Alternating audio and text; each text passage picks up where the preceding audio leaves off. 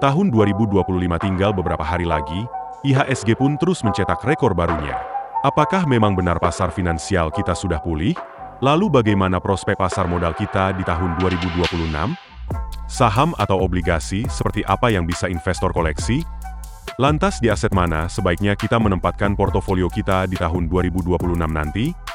Berikut ini analisis dan tips dari Albert Budiman, CIO UOB Asset Management. Oke, untuk tahun ini saya melihatnya lebih cenderung positif sebetulnya.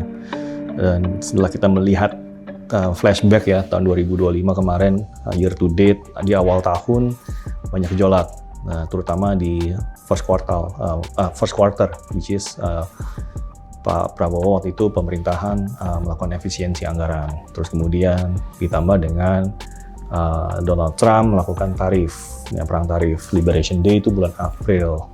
Itu di mana kelihatannya market mencapai titik terbawahnya pada waktu itu.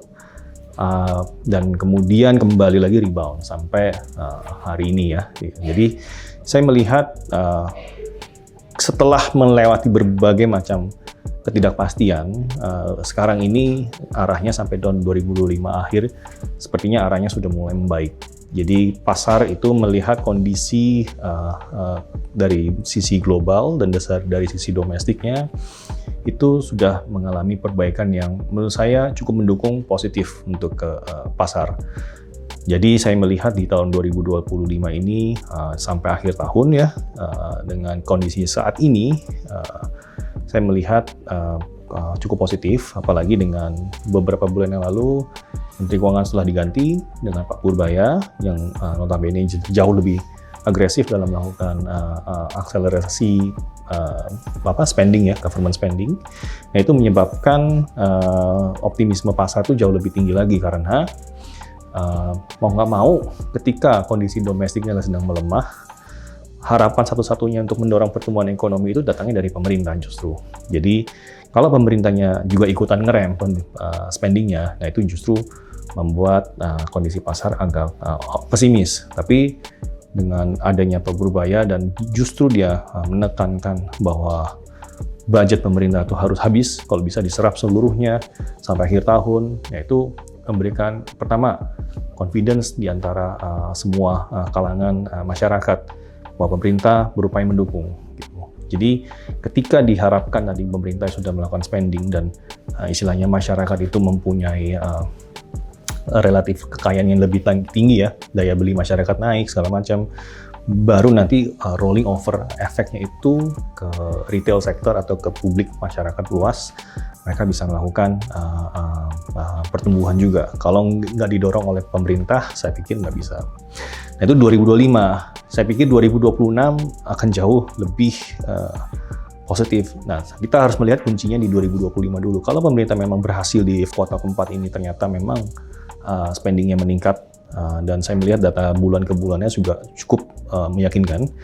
Dan kalau memang pertumbuhan ekonomi bisa di angka 5%, dan kita melihat keseriusan pemerintah mengatasi budget ini untuk dilakukan penyerapannya dengan efektif, bahkan nanti di 2026 saya melihat yang tadinya itu semua spending itu dilakukan di ujung tahun, kalau pemerintah itu berhasil melakukan penyerapan anggaran itu di awal tahun juga, dari awal tahun rata gitu ya sampai akhir tahun, saya pikir pertumbuhan ekonomi kita di 2026 akan lebih harusnya akan lebih positif dibandingkan 2025, akan lebih tinggi.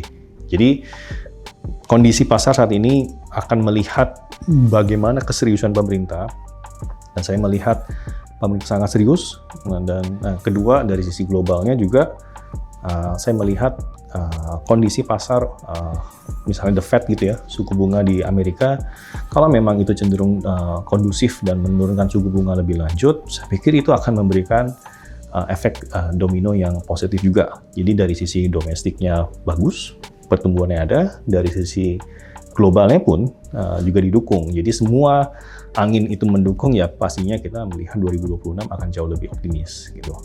Jadi saya melihat asing pun juga pasti akan kembali satu saat. Kan saat ini kan 2025 ini kan tadi disebutkan asing sempat keluar ya.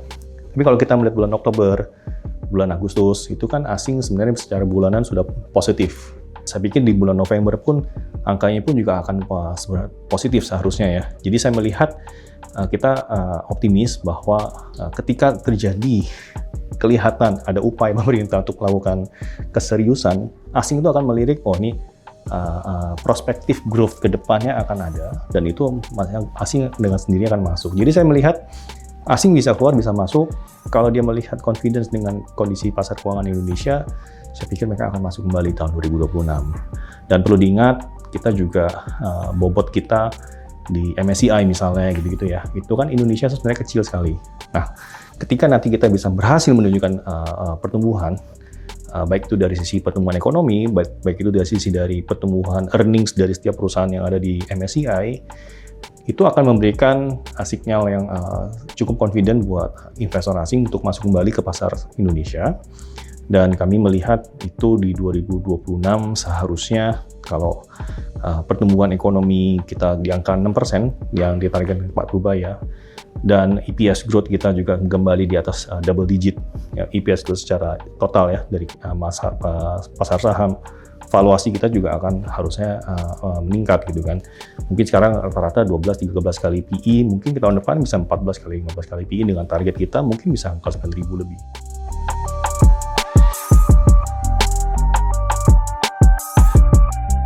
Ya, kalau resiko saya selalu melihat dari dua sisi. Yang pertama dari kondisi global, ya kan? Dari global itu apakah terjadi perang lanjutan antara tarif ini antara US sama China, especially ya, karena dua negara besar ini sampai detik ini kelihatannya belum menemui titik tengahnya. Nah, kalau ini eskalasinya terus meningkat atau mungkin on and off, terus kemudian akan ada tarif berikutnya yang kita nggak tahu. Saya pikir itu uncertainty yang kita nggak bisa hindari.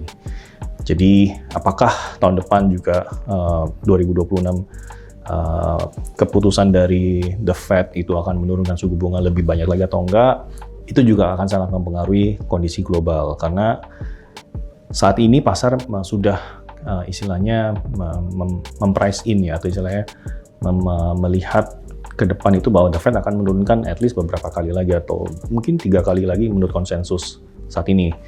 Nah, ketika The Fed nanti melihat ternyata datanya masih bagus, employment-nya masih tinggi, kemudian wage growth juga masih tinggi, mungkin cenderung menahan, atau mungkin inflasinya terlalu tinggi, jadi ada kemungkinan masih bisa menahan. Jadi itu resiko terhadap bahwa ekspektasi orang untuk menurunkan suku bunga akan lebih sedikit. Tapi ketika itu terjadi, itu kondisi global, kita nggak bisa ikutan. Nah, efeknya apa? Jadi ini adalah resiko yang kedua, yaitu rupiah. Biasanya kalau suku bunganya tetap tinggi, ya rupiahnya melemah. Tapi ini kan biasa kita harus melihat bahwa bagaimanapun juga mata uang rupiah kita itu sangat berpengaruh terhadap imbal hasil dari keputusan dari investor asing untuk masuk ke Indonesia. Kalau rupiah kita cenderung melemah terus setiap tahunnya, dan jadi istilahnya return dari equity-nya mau berapapun, dari bonds-nya berapapun, kalau rupiahnya melemah ya sama aja gitu. Jadi sebenarnya harus dipikirkan juga bahwa rupiah kita harus stabil. Jadi resiko tahun depan juga sama. Kita harus melihat bahwa rupiah harus bisa dijaga oleh Central Bank Indonesia dalam hal ini. Jadi rupiah itu menjadi kunci utama juga untuk menjaga stabilitas nilai tukar, dan nggak cuma dari sisi investasi aja, tapi dari seluruh efek domestik, daya beli masyarakat, termasuk dari confidence dari produser ya. Misalnya perusahaan mau impor ekspor, itu kan mereka butuh stabilitas nilai tukar. Jadi resiko kedua yang kita harus cermati adalah rupiah bagaimana tahun depan. Dan ketiga adalah tentu resiko terhadap domestik. Nah, ini terkait lagi dengan pemerintah, bagaimana seriusnya mereka untuk menjaga anggaran ini bisa dibelanjakan dengan baik. Kemudian bagaimana hiruk-pikuk politik misalnya itu kadang-kadang juga bisa mempengaruhi tingkat kepercayaan investor atau mungkin masyarakat. Kemudian juga dari sisi budget, ini mungkin jadi agak penting juga, karena dengan semakin pemerintah itu agresif spendingnya, kalau budgetnya nggak dijaga, itu bisa defisit. Nah, ada batasan 3% yang menurut undang-undang itu nggak boleh dilanggar. Tapi apakah bisa melebihi 3% atau enggak, ya kita harus berharap bahwa pemerintah konsisten menjaga dan jangan sampai lewat dari 3%. Jadi message ini harus ditekankan ke investor asing, karena bagaimanapun juga investor asing akan melihat bagaimana Indonesia ini bisa bertumbuh tapi dengan kondisi yang stabil, bukan kondisi yang istilahnya ugal-ugalan spendingnya, cetak uang segala macam. Nah itu mungkin akan sedikit bahaya. Jadi kita harus lihat spendingnya itu berkualitas, tapi juga diseimbangkan dengan kebijakan fiskal yang cukup baik. Jadi menurut saya sudah banyak sekali terobosan yang dilakukan oleh Menteri Keuangan, dan itu akan membuat kebijakan fiskal kita seharusnya akan lebih mungkin nggak akan di bawah 2%, mungkin tetap akan menyentuh angka 3%. Saya melihatnya, tapi tidak akan melewati angka 3% dari sesuai dengan undang-undang itu.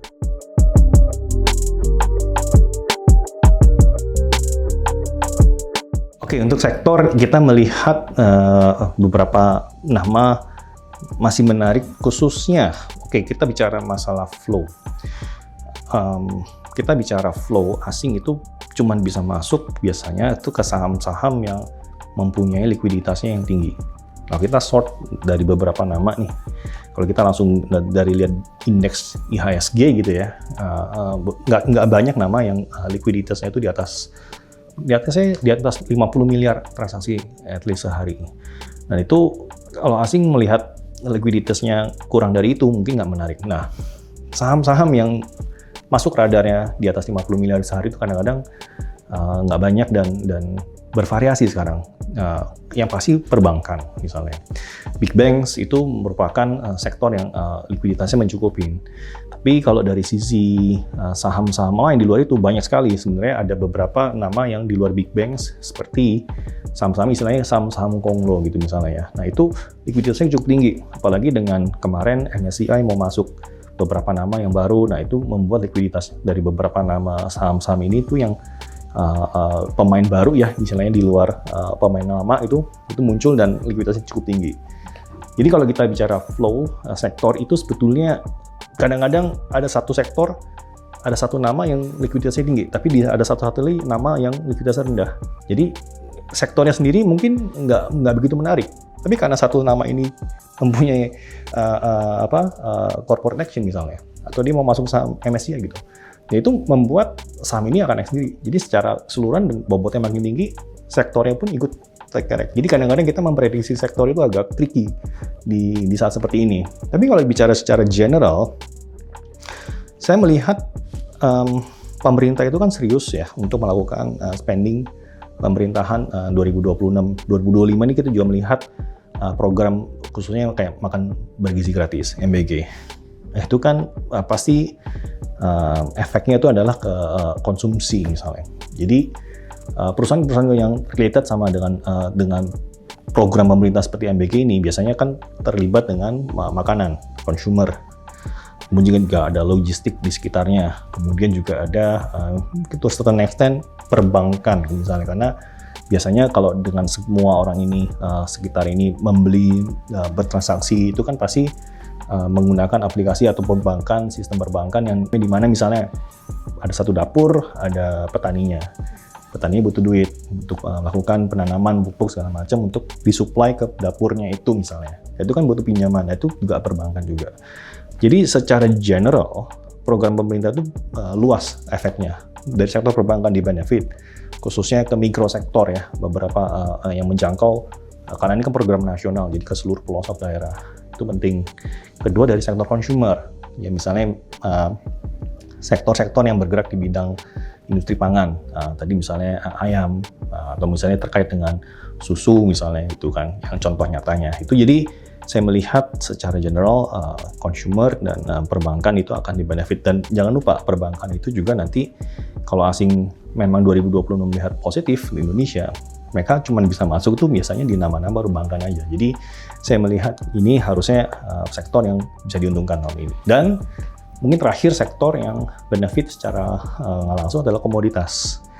Ya ini juga terkait juga beberapa kalau memang kondisi global ini sudah pulih, misalnya tidak ada lagi perang yang berarti, atau mungkin kita melihat China sekarang juga mulai mengalami menjaga perekonomian jangan sampai jatuh lebih dalam lagi, dengan mereka juga terus menjaga pertumbuhan domestiknya.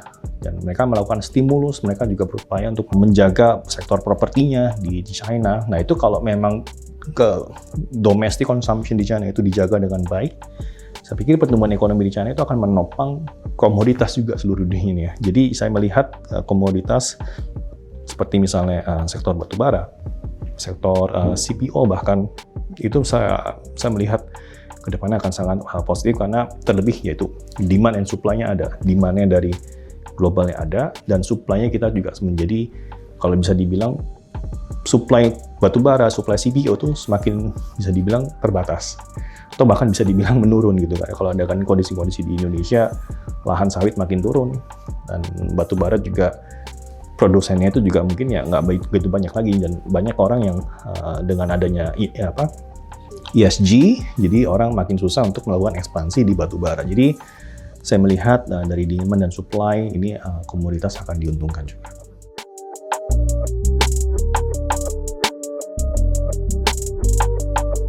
Obligasi saya melihat kalau dari tenor ya mungkin. Jadi pada prinsip gini, kalau kita memang punya view yang positif terhadap suku bunga, biasanya kalau kita melihat suku bunga akan turun, pasti kita yang benefit itu durasi yang panjang. Ya, nah durasi panjang ini biasanya di tenor-tenor yang di atas 10 tahun atau mungkin 5-10 tahun itu masih oke. Tapi terus terang juga kita mesti lihat yield curve-nya juga saat ini.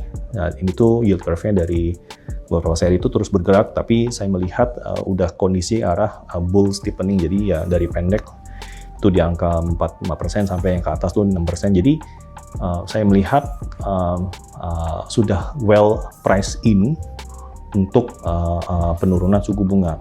Kalau di awal tahun 2025 ini, itu Januari itu yield curve kita tuh flat. Jadi bahkan BI rate waktu itu kan masih 6% ya kalau nggak salah.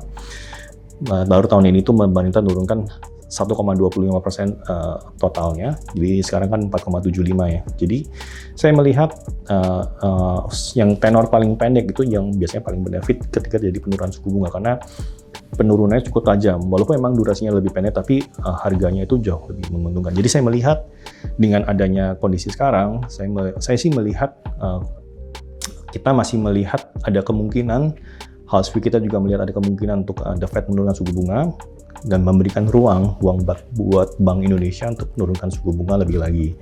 Saya pikir 2-3 kali untuk tahun depan, ya mungkin itu aja menjadi ruang. Dengan catatan ya, The Fed-nya akan melakukan penurunan suku bunga juga. Jadi nggak mungkin The Fed nggak nurunin, kita turunin, itu yang mungkin bahaya buat rupiah. Jadi kita harus melihat itu. Dan saya pikir juga terlepas daripada penurunan suku bunga, saya pikir kalau pemerintah berhasil ya melakukan pertumbuhan ekonomi kita stabil di atas 5% bahkan 6% sesuai dengan targetnya Pak Purbaya, dan pemerintah berhasil menjaga stabilitas fiskal, saya pikir bonds kita akan cenderung akan lebih positif di semua tenor, karena memang ini lebih ke arah spread yang resiko yang dihadapi oleh Indonesia saat ini mungkin bisa dibilang jauh lebih kecil. Jadi mungkin across all tenor akan berbenefit. Jadi strateginya mungkin saat ini kita masih lebih ke arah di tengah, karena kita sudah neutralize duration kita, dan mungkin sampai menjelang akhir tahun kita akan neutralize, tapi mungkin untuk strategi kita di awal tahun depan mungkin kita akan cenderung untuk barbell strategi, di mana kita lebih heavy di tenor pendek dan tenor panjang gitu. Jadi ini akan sangat dinamis, tapi tentunya ya mengikuti kondisi pasar.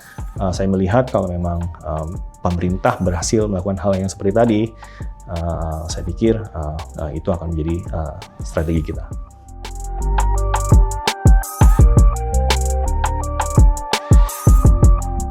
Kalau mungkin awal tahun saya lebih cenderung heavy di 2025 ya, awal tahun saya mungkin lebih cenderung heavy di obligasi. Tapi dengan kondisi saat ini, saya mungkin akan lebih heavy di equity dulu ya. Dengan yield kita sekarang mungkin di bawah, yang 10 year di bawah ya 6% atau sekitar situ, saya pikir risk reward-nya terhadap saham akan lebih menarik di pasar saham. As simple as, saya pikir tahun ini juga kita melihat pasar saham, khususnya earnings-nya dari semua emiten itu rata-rata sudah minus. Di sektor JCI Index itu kalau nggak salah indeksnya EPS growth-nya itu masih minus gitu kan tahun ini. Jadi apakah kita melihat tahun depan minus lagi gitu kan? Saya pikir kita melihat bicara dengan beberapa emiten yang besar-besar, mereka cukup konstruktif. Beberapa sektor bahkan pertumbuhannya masih bisa double digit growth untuk EPS-nya. Jadi kemudian kita juga melihat suku bunga udah mulai rendah. Kalau memang beberapa institusi itu juga ditargetkan dengan return tertentu ya misalnya, yang tadinya bisa dicapai dengan as simple as megang bond saja, sekarang kayaknya dengan yield yang udah lebih turun, risk reward-nya sudah nggak bisa mereka untuk achieve targetnya itu. Mereka harus switch ke aset kelas yang berisiko. Nah, di mana ya saat ini saya melihat pasar saham seharusnya memberikan risk reward yang jauh lebih tinggi dibandingkan sebelumnya. Jadi saya merekomendasikan mungkin, ya ini tergantung dengan risk profile dari setiap nasabah atau investor, perlu diingat. Tapi kalau misalnya dengan angka 50-nya 50% equity, 50% bonds itu netral, mungkin saya akan cenderung overweight ke 60-70% di equity, sisanya di bonds atau pasar uang. Jadi kalau saya melihat ke depan, tentu perlu diingat pasar saham ini akan lebih volatile, tidak stabil atau garis lurus ya kayak bonds itu mungkin kita bisa hold aja sampai bond itu bisa mature. Tapi kalau equity itu tidak demikian, jadi dipengaruhi sekali oleh volatilitas global dan domestik, rupiah. Jadi investor harus waspada. Jadi tetap resikonya ada lebih tinggi. Cuman saya melihat potensinya untuk saham akan jauh lebih tinggi, gitu. Keputusan bisnis terbaik datang dari data, bukan tebakan. Mudah berlangganan Business Insight dengan subscribe with Google.